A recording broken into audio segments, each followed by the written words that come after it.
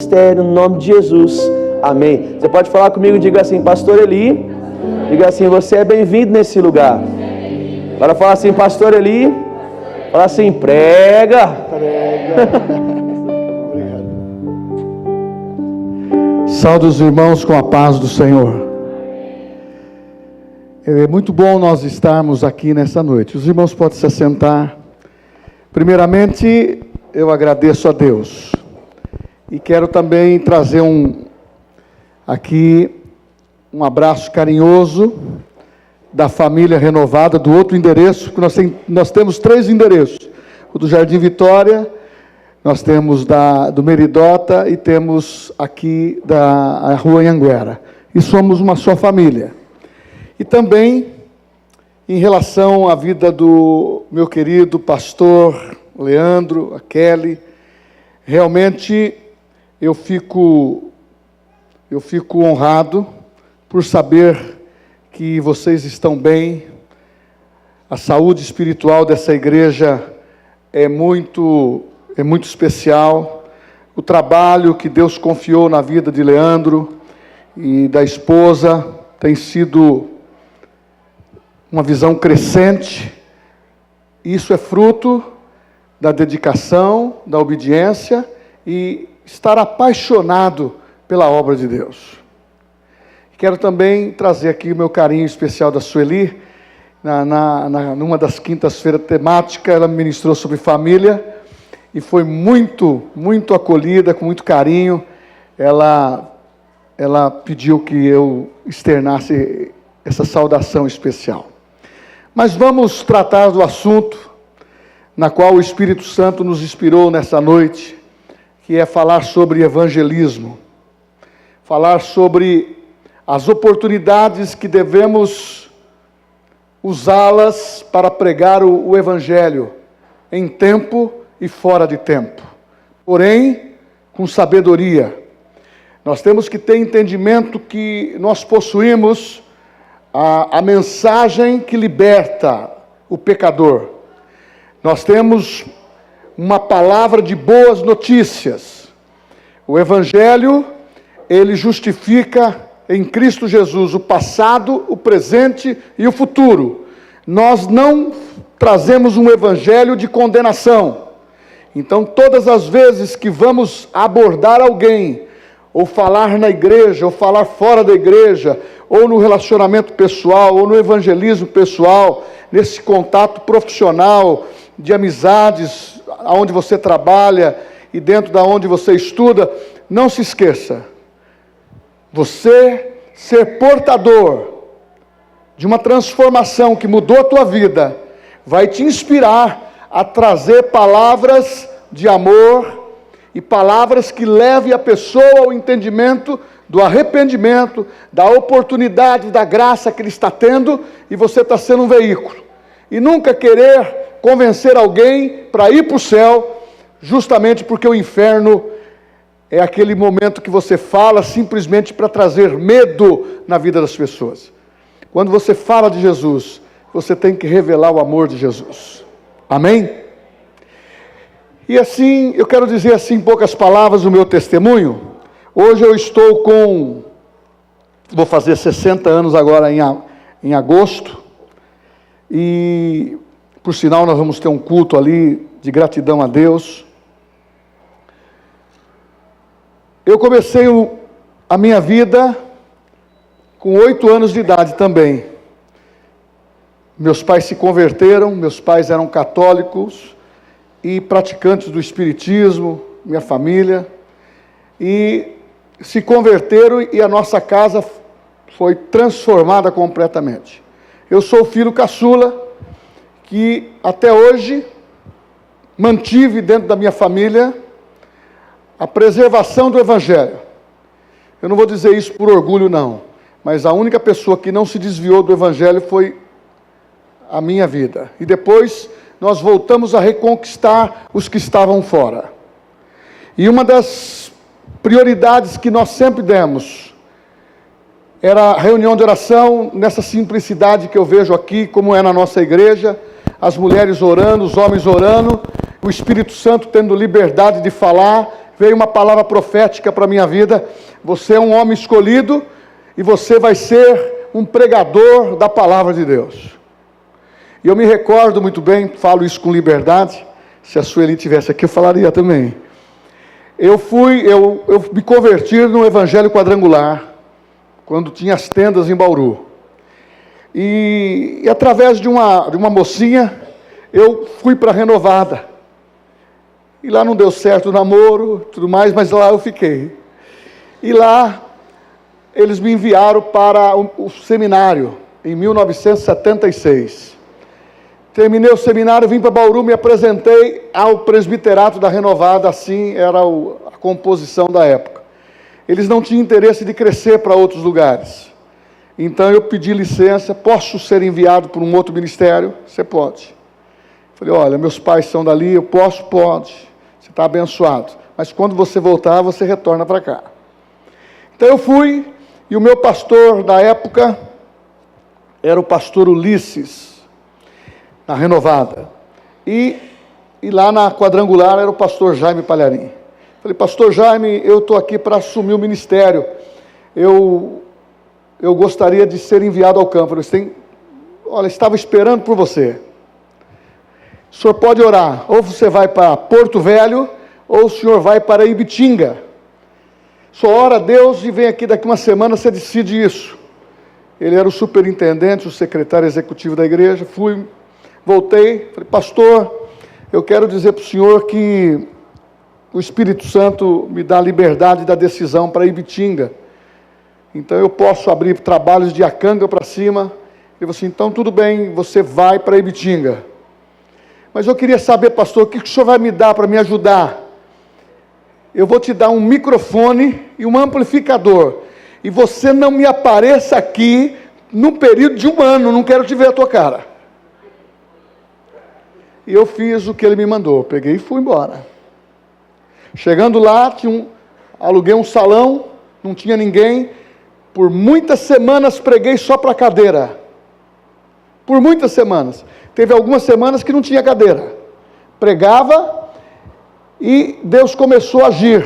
Era na cidade de Ibitinga. E quando começou a pegar o trabalho, a igreja, as pessoas começaram a fazer macumbaria contra a minha vida. O pessoal, a igreja católica começou a perseguir. Foi um perereco. Só que eu permaneci. Fiquei 2 anos lá. Quando eu saí, eu tinha deixado quase 400 pessoas ali, em 1978. Numa cidade idólatra, uma cidade pequena. Aí você fala: como que aconteceu isso? Evangelismo. Eu ia para as praças e levantava a minha voz. Deus amou o mundo de tal maneira que deu o seu Filho unigênito. E começava a pregar o Evangelho e olhava para as pessoas: você, por favor, vem aqui. Você está doente. Orava e Jesus curava. E eu fiz um desafio lá. Eu queria abrir um programa de rádio. Eu fui no dono da rádio, ele disse: custa X. Eu falei: eu não tenho dinheiro. Ele falou assim: eu vou fazer um desafio com você. Se você orar pela minha mulher que está doente, está com câncer, e ela for curada, eu vou estudar a sua situação. Tá feito. Fui lá, orei pela mulher dele, ela foi curada. Eu fui fazer um programa às 5 horas da manhã. Aí, depois de 90 dias, eu estava com um programa às 9 horas, em que as bordadeiras todas me viam. Eu tinha 18 anos, era bonitinho, irmãos. Então, foi maravilhoso. Eu tenho essa lembrança do quê? Ver o paralítico andar. Eu estou falando expressamente a verdade. Ver pessoas como um senhor de idade que teve um infarto, no meio do salão lotado. Eu desci, abracei ele e orei por ele. E depois liberei. Mas ele estava morrendo dentro do santuário, dentro da igreja. Como também orava, que era o meu ministério de libertação. Porque a macumbaria, essas coisas todas que estava naquele momento ali. Se orava, era 30, 40 endemoniados caindo ao mesmo tempo.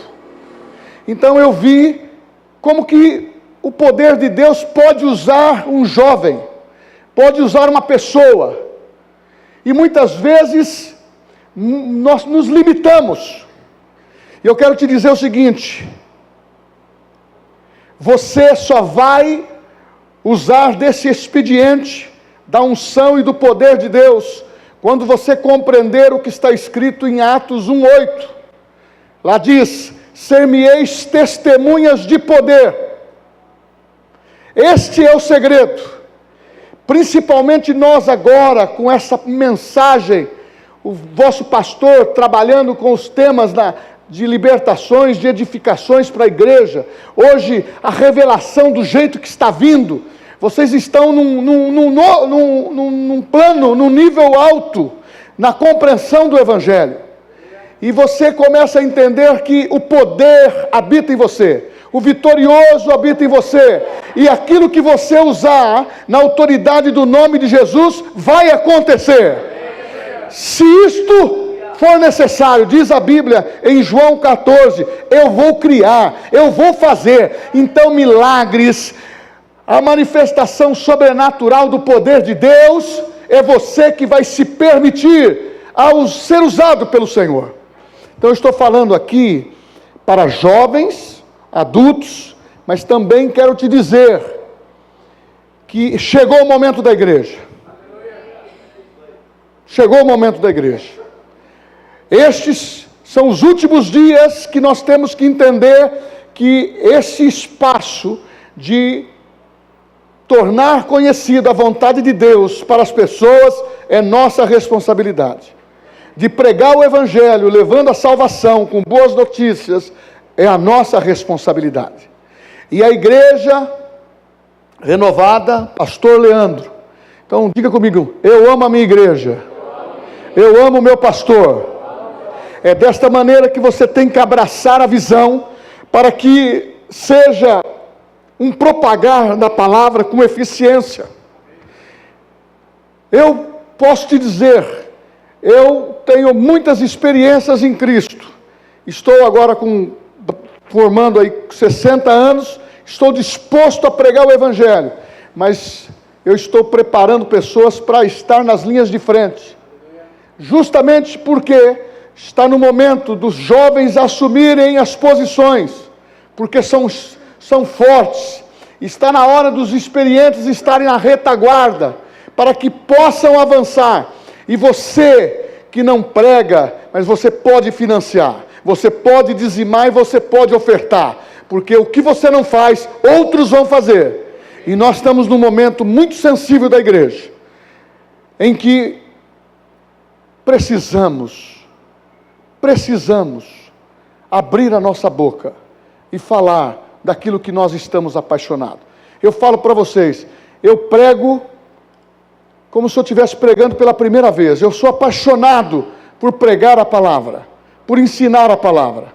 E eu vejo isso no vosso pastor e nos vossos irmãos que estão querendo ser instrumento de Deus para que o seu nome seja glorificado. Pastor, contabilizando tudo foi feito para a glória de Deus. Eu aprendi uma coisa, que quando Deus substitui, pense bem nisso, Ele sempre substitui com o seu melhor. Então, enquanto tiver o seu momento, o seu tempo, faça o melhor para Deus. Faça o melhor para Deus, porque na tua vida, quando você tem a unção, e a unção que você respeita, ninguém tem poder de tirar e nem tem poder de tocar, porque é a graça e o poder de Deus que te escolheu. Meu irmão, você faz parte de um momento mais especial da igreja.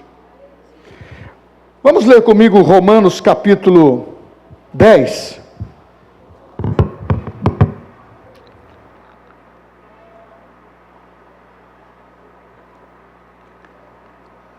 Tem uma taça aqui bonita, olha. Romanos capítulo 10. Eu quero construir uma palavra pelo Espírito, sintonizando a nossa posição dentro da igreja, do corpo de Cristo. Romanos capítulo 10, versículo 15. E como pregarão, se não forem enviados? Como está escrito, conformosos são os pés dos que anunciam a boas novas. Queridos, vamos pensar bem aqui em relação à palavra de Deus. O Evangelho veio através de Jesus. Mas antes havia o Velho Testamento.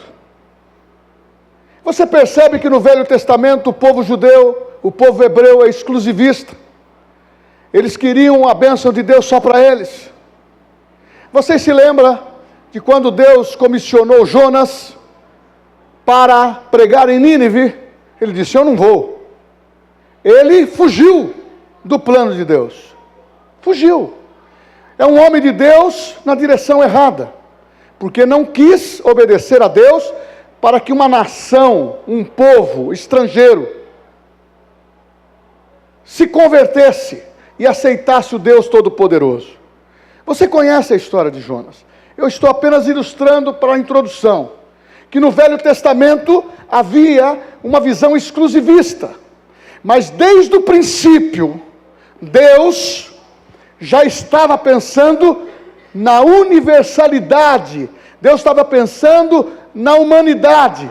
Tanto é que a palavra foi para Abraão: todas as nações da terra serão benditas em você, todas as famílias da terra serão abençoadas através de você.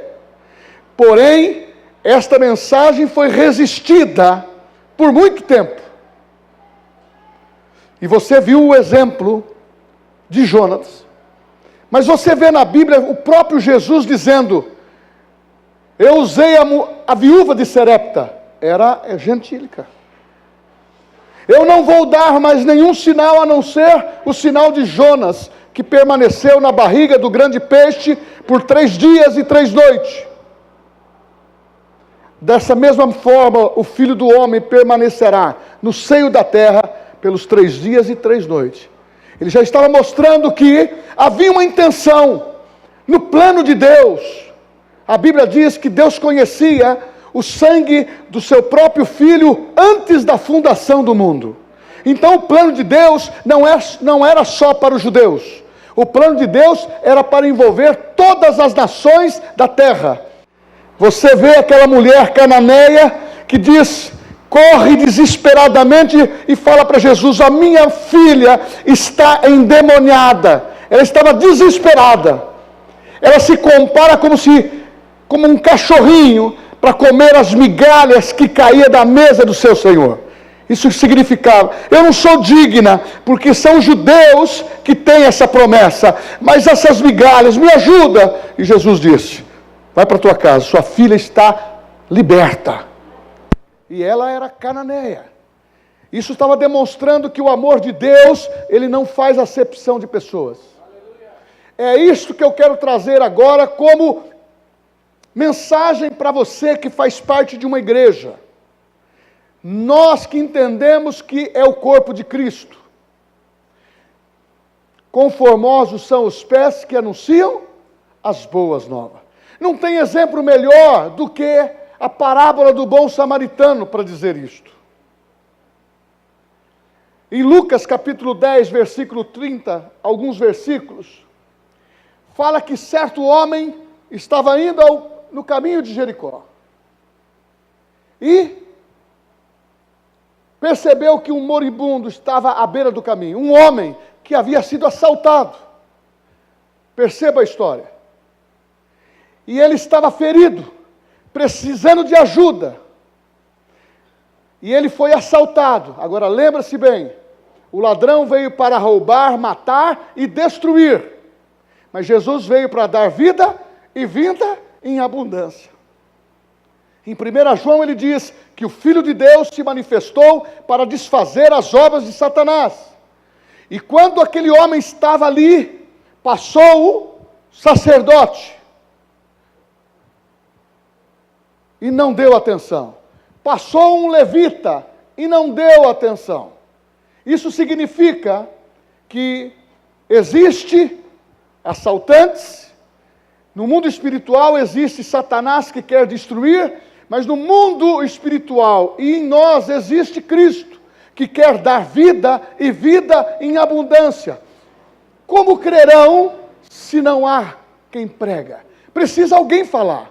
Mas aqueles que estavam envolvidos com autoridade, possivelmente religiosa, para falar, é aquele camarada como tem hoje. Para que eu vou evangelizar?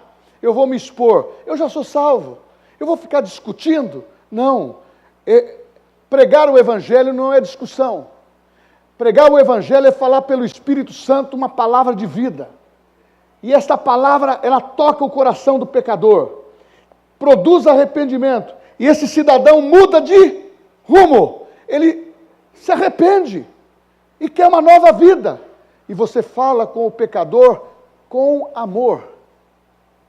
E ele passa a receber. E os dois religiosos dizem, não, eu estou bem. Como muitos dentro da própria igreja, eu estou bem. Quem tem essa função de trazer, evangelizar é o pastor. Talvez alguns que estão nos ministérios. Não. A nossa função não é compreender que somos religiosos. A nossa função é entender que Jesus transformou a nossa vida. E o que impactou a minha vida e a tua vida foi o poder do evangelho. É o que está em João, ou melhor, Romanos capítulo 1, versículo 16. Eu não me envergonho do evangelho do Senhor Jesus Cristo, porque é poder de Deus, tanto para os judeus como para os gregos. Primeiro para os judeus, porque Jesus era judeu. Hoje não, a universalidade por causa da igreja é que está funcionando. Só que eu estou lhe contando essa parábola que passou um bom samaritano. É aquele que é misericordioso, é aquele que está disposto a dar atenção às pessoas, é aquele que está disposto a repartir o que recebeu. Este que é o milagre do evangelho. Eu sou transformado, mas eu sou inquieto para levar transformação e a bênção e as boas notícias para outras pessoas. Eu não quero só eu ou a minha família ficar bem, eu me interesso pelas pessoas. E o bom samaritano, o que ele fez? Ele acolheu aquele homem, sarou-lhes a ferida, aplicou o óleo e deu a ele o quê? O vinho da alegria. E o fez companheiro de viagem. Como foi? Colocou aquele homem na sua montaria, no seu cavalo, e levou para uma estrebaria, um hotel. Vamos dizer que um hotel, que isso significa a igreja. E pagou 2 dias para aquele homem ficasse lá. 2 denários. Jesus pagou 2 denários. O bom samaritano ali, representando a igreja. Aonde eu quero chegar? São 2 dias. Um dia para Deus equivale a 1000 anos. É a igreja que está usufruindo agora desses 2 dias. E nós estamos no final. Por isso que a palavra diz, Jesus dizendo, depois de consumar o seu ministério com os discípulos, permanecei em Jerusalém, na igreja, até que lá do alto seja revestido do poder. Meu irmão, é aqui que nós nos abastecemos, com a palavra, com o entendimento desta palavra revelada, da oração, e sermos sensíveis ao que Deus está propondo a nós. Esse Deus da grande quantidade, Ele se interessa pela santidade, pela qualidade e pela quantidade. Ele quer aumentar o número. Tanto é, o texto que eu mencionei para vocês em Atos 1:8, diz, ser-me-eis testemunhas. Irmãos, começou com 12, depois enviou 70, e a igreja iniciou quando os discípulos estavam acuados, amedrontados, porque por 40 dias não havia visto mais Jesus, a não ser Maria Madalena e outras pessoas, e eles estavam escondidos. E a Bíblia diz que Jesus, está em João capítulo 22, em 21, 22, ele apareceu, passou de uma maneira sobrenatural a parede e diz, paz seja convosco. E soprou o Espírito. Nasceu a igreja. Nasceu a igreja. E a Bíblia fala que nasceu a igreja E quando Jesus deu essa ordem de permanecer em Jerusalém, é para se alimentar, é para orar, é para ter esse conteúdo. Muitas vezes você pode até entender a dinâmica. Você dizer assim: pastor, eu entendo que essa mensagem o pastor Leandro, ou eu mesmo, ou outra pessoa pregou há 30 dias atrás. Mas talvez você vai ouvir com a revelação para aquele momento, que vai renovar a tua vida. E uma das coisas que ninguém pode conquistar ou fazer é aquilo que não enxerga. Meu irmão, se você não consegue enxergar que Deus te plantou dentro da igreja para você ser um ganhador de almas, evangelizar o seu irmão, os seus parentes, os seus amigos e levá-los para Cristo, você nunca vai ganhar uma pessoa para Cristo. Mas o segredo maior, meu irmão, Jesus falou isso para os discípulos, eles vieram maravilhados, eles expulsaram demônios, as coisas aconteceram. Jesus disse: calma aí, não vos maravilheis por essas coisas, alegrai-vos porque o vosso nome está escrito no livro da vida. O segredo é levar pessoas a Cristo, e nós, como pastores e os ministérios, é edificar estas vidas em Cristo, para que elas permaneçam na igreja, não vivam no social da igreja, mas sejam pessoas espirituais para avançar, sempre tendo nas suas mãos o óleo e a alegria do Espírito Santo para acolher pessoas. Meu irmão, esta palavra para chegar aqui, ela contou com a renúncia e a dedicação de muitos homens. Eu preguei num outro contexto domingo e usei uma ilustração da vida do apóstolo João. O único homem que não morreu de uma maneira trágica como apóstolo. Foi o único homem dos apóstolos que morreu com 94 anos. E ele foi prisioneiro na ilha de Patmos. Sabe o que aconteceu? Ele estava sob o império romano, o imperador Domiciano. Disse: este homem vai morrer tragicamente, porque este homem tem testemunhado o amor de Cristo, levado pessoas ao caminho, e pessoas estão esperançosas pela ressurreição. Então este homem vai morrer. E o apóstolo João disse: olha, você está me propondo que para que eu não morra, eu tenho que renunciar a Cristo. Ele disse: eu não vou renunciar àquele que nunca me negou. Mas você vai morrer hoje. Ele disse: se eu fosse jovem, eu tomaria essa decisão, porque você está me colocando diante dos meus olhos um tacho grande de óleo fervendo. Não precisaria ninguém me colocar lá dentro. Eu mesmo iria e me colocaria. Mas já que eu não tenho esse vigor físico, mande os seus soldados me colocar lá dentro. E assim o fizeram. E o imperador disse o seguinte, em voz alta: por que você não morre?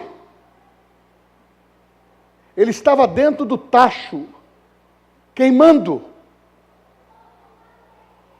E ele brada lá de dentro: eu estou dentro do tacho de azeite fervendo, mas o azeite que está por dentro é mais quente do que o azeite que está por fora. Ele testemunha. A Bíblia fala, você pega o livro de Apocalipse e fala: fiel testemunha, homem que pregou o Evangelho.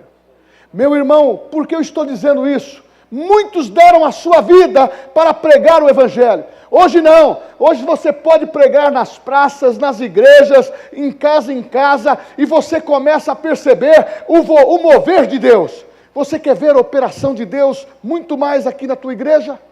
Aonde você ama, aonde você está vivendo e convivendo? Começa a se predispor a trazer um convidado, a trazer uma família, a trazer um amigo para dentro da igreja. E deixa ele ouvir o louvor liberta. Deixa ele ouvir a palavra do pastor ou daquele que vai pregar naquela noite, porque Deus vai tocar no coração dele. E Deus vai usar você trazendo essas pessoas, porque a Bíblia começa a mostrar no livro de Atos. Acompanha comigo. Olha a evolução. 12, 70, depois estavam em Jerusalém no dia de Pentecoste, com 120 pessoas. A igreja começou a crescer, porque começaram a abrir a boca. Começaram a expor o que tinha por dentro. Meu irmão, eu quero te dizer, não para te convencer, mas o maior status que você possa ter hoje, é ser filho de Deus e embaixador de Cristo. É claro que virá contra pessoas, virá contra vocês pessoas, calúnias, ou diversas situações para abater a tua vida. Mas ninguém constrói uma história anulando a história da vitória do outro. Porque se Jesus inseriu você na vitória, pode o inferno se revoltar, pode pessoas se levantar contra você, contra a tua família, mas você será inatingível. Porque Deus te brinda. É claro que tem pressão, é claro que tem tribulação, mas isso testa a tua fé. E testa a vontade, a paixão que você tem de pregar o Evangelho. E a Bíblia diz, começa a evoluir, a crescente. Começa a pregar o Evangelho, converte 5.000 pessoas. Começa a pregar o Evangelho, mais 3.000 pessoas. E a Bíblia diz que vai crescendo o número de salvos. E para ajudar, eles nunca tiveram essa operação. Pedro e João andando junto.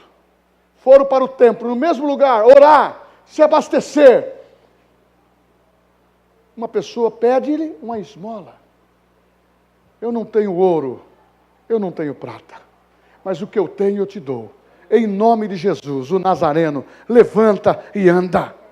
Meu irmão, esses milagres só passaram a acontecer quando eles tomaram a decisão de sair de dentro para fora, para evangelizar.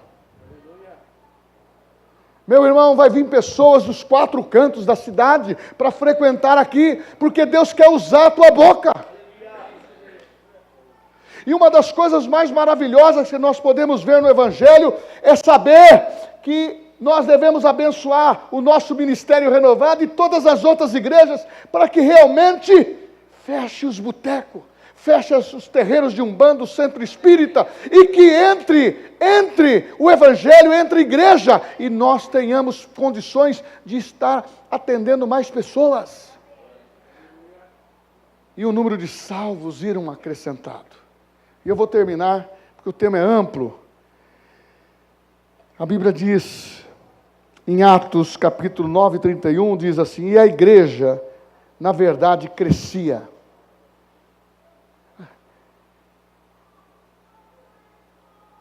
Em Atos 1,8 fala que, além de ser testemunha, poderíamos pregar até os confins da terra.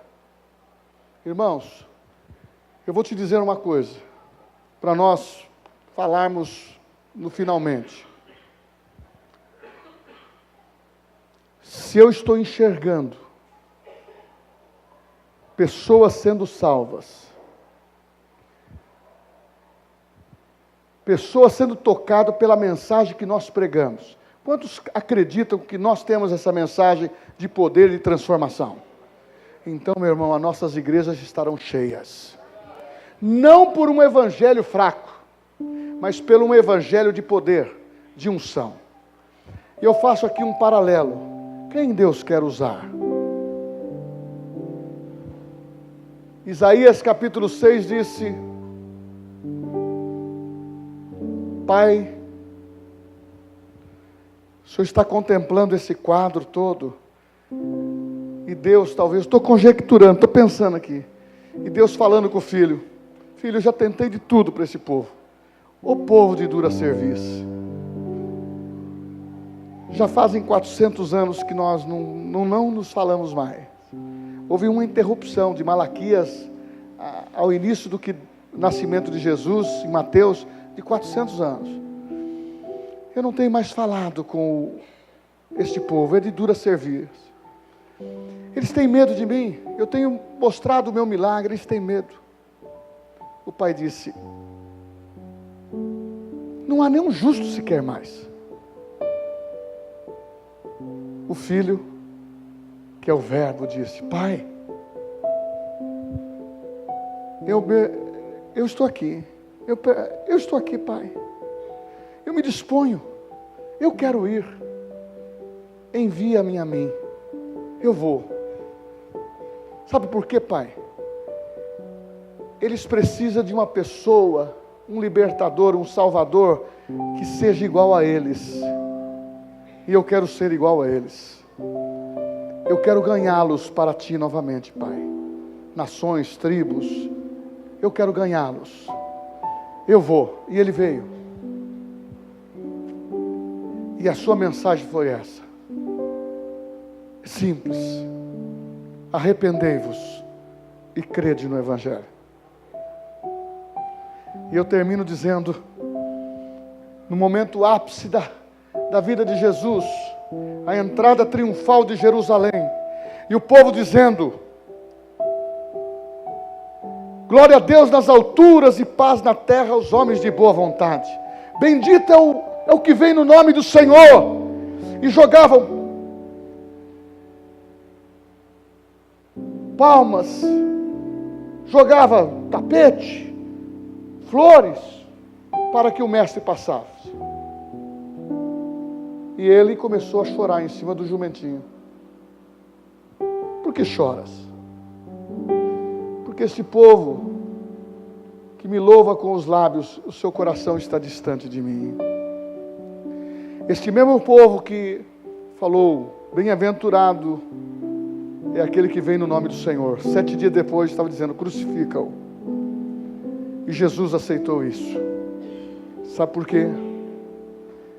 Ele estava disposto a morrer pelo pecador e resgatar a humanidade através da sua vida, hoje com entendimento, a igreja. Ele disse: pai, perdoa-os, eles não sabem o que fazem. Uma oração que precisa cumprir, pai. Da mesma maneira que tu me enviastes, eu os envio. Eu vou enviar Leandro, Eli, Márcia, Joel. Eu vou enviá-los. E a unção que está em mim, eu transfiro para eles. Eu transfiro para a igreja. Meu irmão, você é portador do maior poder que está na face da terra. Você tem o Espírito Santo. E tem uma palavra transformadora.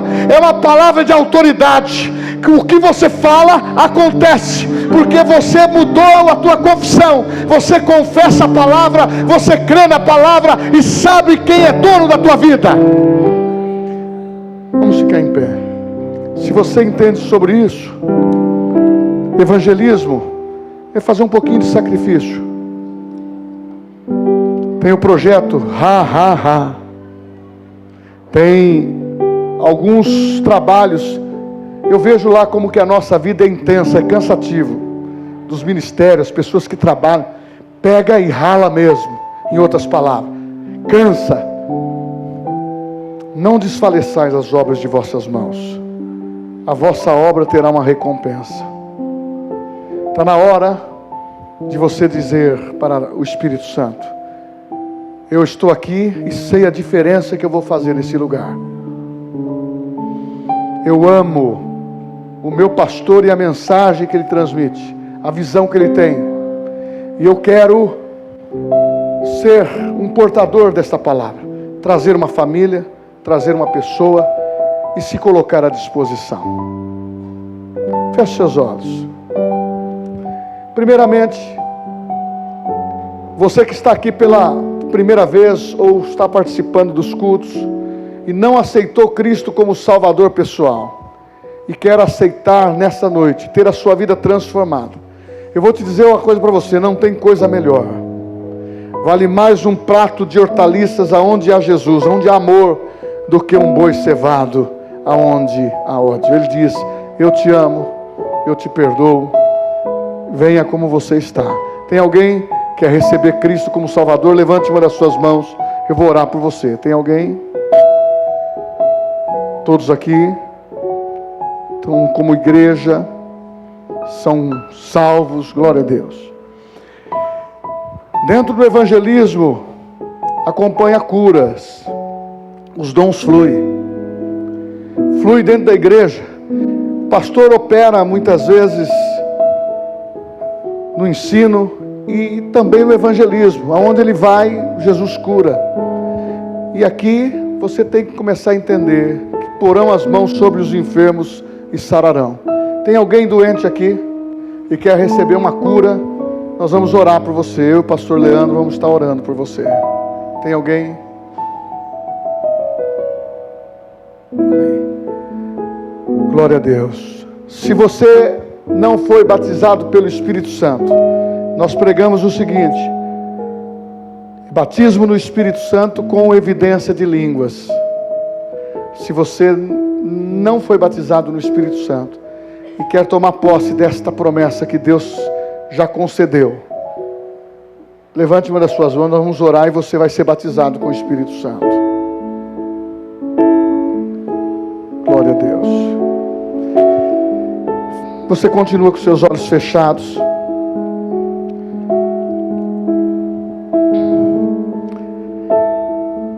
Você é a igreja. Você faz parte do corpo de Cristo. Quais são os seus instrumentos para levar pessoas a Cristo? É falar do amor de Deus, o quanto Ele perdoa, o quanto Ele te ama, o quanto Ele quer operar na tua vida. Tenha uma palavra de boas notícias. Fale para seus amigos e pessoas que vocês querem o que a Bíblia diz, a influência das coisas boas, porque Deus nesses últimos dias Ele quer abençoar a todos. Do Pai só procede boa dádiva.